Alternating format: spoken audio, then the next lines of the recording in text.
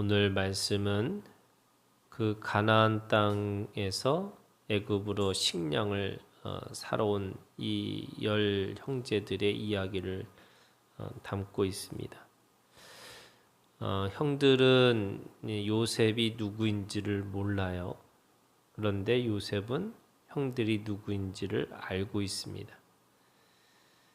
그리고 그 요셉은 그 형들을 정탐꾼이라고 이야기를 하죠. 그러면서 오늘 말씀은 그 형들이 계속해서 자신들은 아니라고 그렇게 증명하려고 하는 모습이 있습니다. 그리고 결국 그들은 17절에 있는 말씀에 보면 감옥에서 3일을 그 안에 가두어져 있는 그런 이야기를 담고 있는 거죠. 왜 요셉은 형들을 알고 있으면서도 그 알고 있다고 말하지 않았을까라고 이야기했더니 그 요셉은 그렇게 얘기합니다. 9절에 있는 말씀이에요. 요셉이 그들에게 대하여 꾼 꿈을 생각하고 그들에게 이르되 너희는 정탐꾼들이라 이렇게 얘기합니다. 요셉이 그들에게 대하여 꾼 꿈을 생각했다. 이 말이 바로 요셉이 그 형들을 알지만 그들에게 자신의 정체를 밝히지 않은 이유라고 이야기하는 거예요.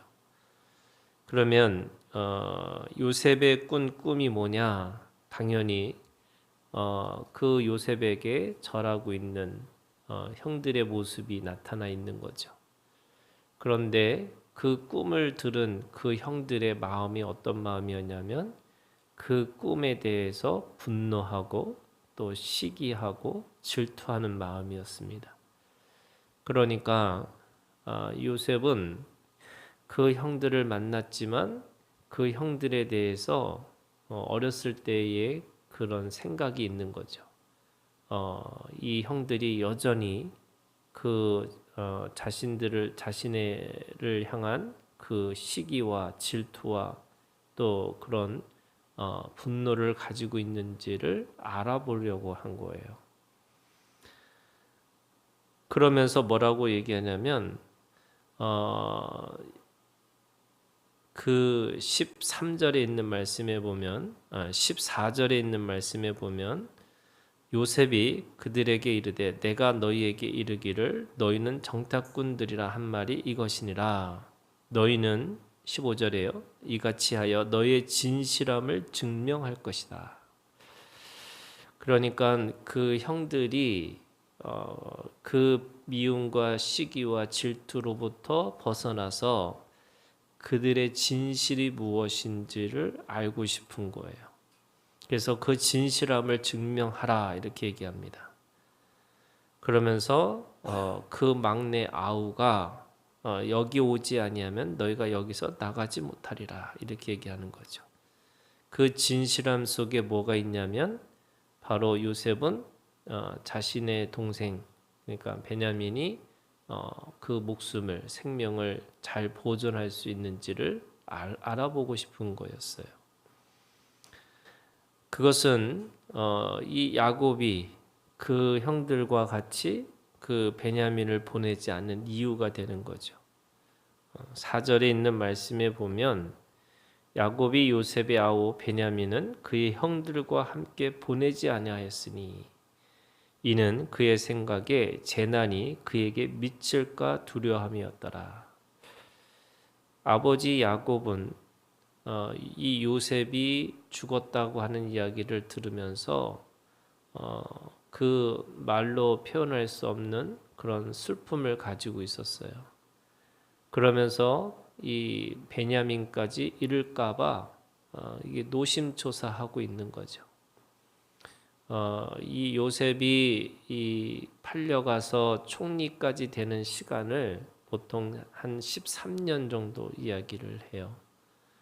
그러니까 이 야곱은 그 13년 동안 이 베냐민이 혹시 이 요셉과 같이 그렇게 재난을 만나면 안 되는데 하고 그 마음을 졸이면서 그 13년을 지냈다라고 이야기를 할 수 있는 거죠.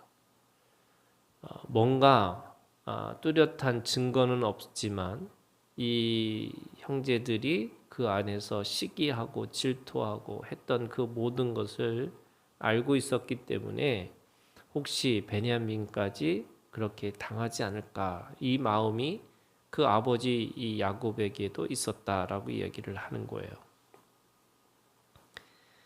그러면서 증명하라는 거죠. 너희들이 가지고 있는 진실이 무엇인지를 증명하기를 원해요.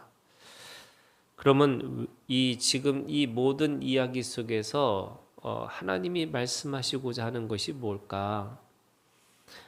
요셉은 그 야곱의 집, 또 그 형제들을 구원하는 구원자로 오셨어요.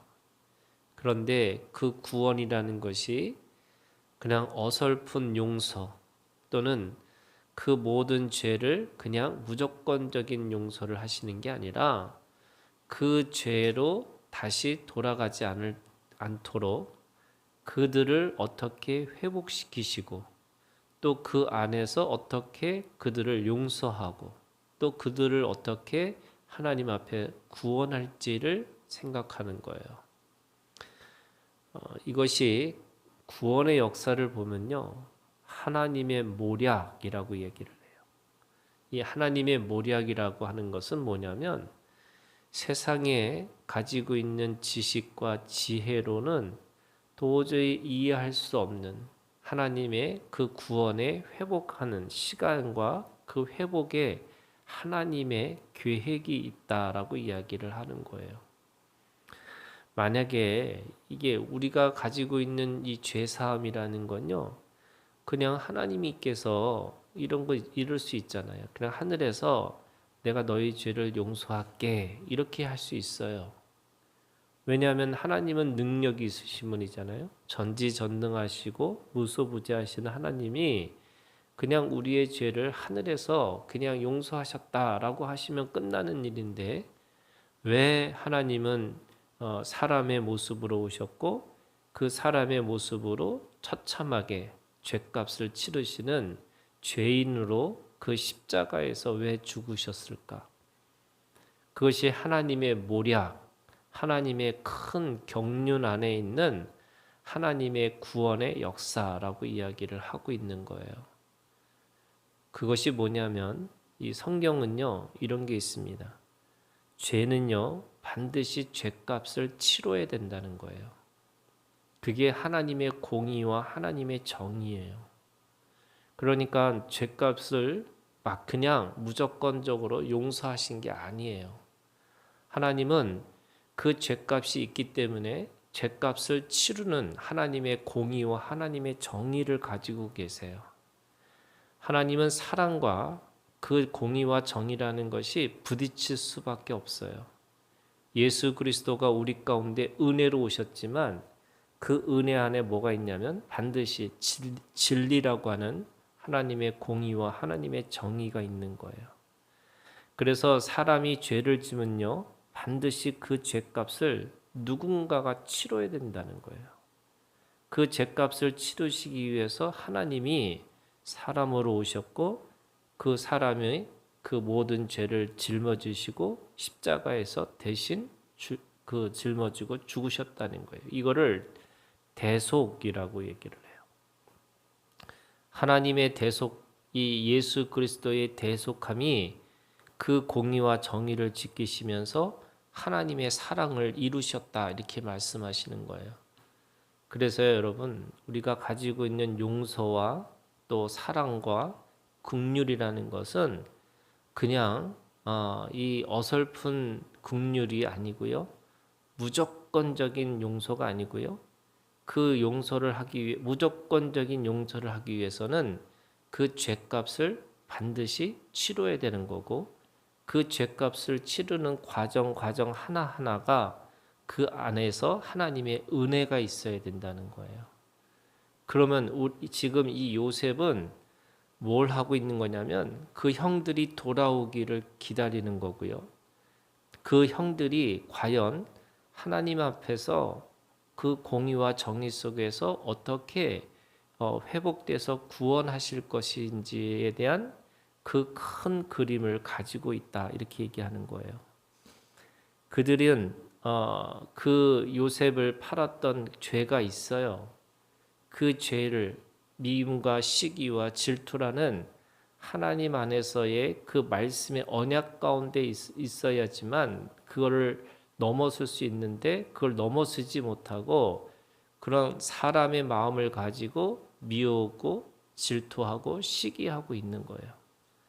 그런데 요셉은 그렇게 무조건적인 용서를 하기 위해서 그냥 그렇게 말로 퉁치는 것이 아니고 그들에게 그 하나하나를 그렇게 묻고 있는 거죠. 당신들이 과연 이제는 미움과 시기와 질투가 아니라 그 진실이 무엇인지를 증명하라 이렇게 얘기합니다. 저는 17절에 이 말씀이 굉장한 이 죄값을 치르는 하나의 모습으로 나타나는 거예요. 그들은 억울하게 정탐꾼이라고 하는 그 누명을 쓰고 3일 동안 그 감옥에 감옥 생활을 합니다. 이 감옥 생활은요, 그 요셉을 팔았던 그리고 요셉이 겪었던 그 모든 과정의 죄값을 치르는 과정처럼 보여요. 그렇지만 여러분 그 죄값이 얼마나 요셉은 3년을 감옥에 있었고요. 10년을 노예 생활을 했어요. 그런데 그 형들은 3일 동안 그 감옥에 있는 거죠. 그러니까 하나님의 은혜는 공의와 정의를 지키지만 짧다는 거예요. 하나님의 사람들은 돌아오기에 그 죄값을 치르는 시간이 굉장히 짧다는 거예요. 그래서 이스라엘 백성들이 바벨론에 70년을 살았어요. 그 70년은 그들의 죄값에 비하면 너무나 짧은 시간인 거예요. 그리고 예수 그리스도가 십자가에서 죽으시고 부활한 그 3일의 시간, 죽음의 시간이 그것이 절망과 슬픔과 가장 말할 수 없는 고통의 시간이지만 짧은 시간인 거예요. 그래서 주님은 그 속에서 다시 생명으로 나오셔서 부활하셨다 이렇게 말씀하세요. 오늘 우리가 가지고 있는 이 죄값은 누가 치르신 거냐? 예수 그리스도가 치르시는 거예요. 그래서 과거의 죄, 현재의 죄, 미래의 죄, 우리의 모든 죄는 바로 예수 그리스도를 통해서 그 모든 죄가 갚아주신 거고 그 죄의 값을 치른 것이 바로 예수 그리스도시고 오늘 우리는 그거를 믿기만 하면 그 믿음으로 말미암아 우리는 모두가 구원에 이른다고 말씀하시는 거죠. 여러분 오늘 우리가 하나님 앞에 은혜는요. 하나님의 그 안에 공의와 정의가 숨겨져 있는 겁니다. 오늘 요셉은 어설프게 그 형들을 용서하는 것이 아니고 그 형들에게 다시 회복할 수 있는 용서할 수 있는 그런 통로로 그들을 구원하기를 원하신 거예요. 그래서 그들을 시험하고 있습니다. 그래서 오늘 말씀이 얘기합니다. 16절에 너희 중 하나를 보내어 너희 아우를 데려오게 하고 너희는 갇혀 있으라. 내가 너희의 말을 시험하여 이렇게 되어 있어요. 그래서 이 모든 시험이 무슨 시험이냐? 믿음의 시험이죠. 그들이 돌아와서 구원받는 구원의 시험을 지금 요셉은 그 형들에게 요구하고 있습니다. 오늘 우리가 가지고 있는 이 하나님 앞에 회복되고 구원받는 역사는요. 바로 믿음으로 가지고 오라는 거예요. 그래서 그 믿음을 증명하는 거고 그 믿음으로 우리가 하나님 앞에 시험받고 있는 거죠. 그래서 그 시험은 우리를 죽음으로 이끄는 시험이 아니고 하나님의 구원의 역사, 생명을 살리는 시험인 거예요. 그래서 그 시험을 뭐라 그러냐면 하나님께서 오늘 우리를 자라나게 하시기 위해서 또 우리를 구원하시는 시험이 있다 이렇게 말씀하시는 거죠. 그 시험을 통과하고 그래서 믿음에서 믿음에 이르기까지 오직 의인은 믿음으로 산다고 말씀하신 것처럼 그 믿음의 시험들을 잘 통과하는 오늘 우리가 되기를 주님의 이름으로 축원합니다.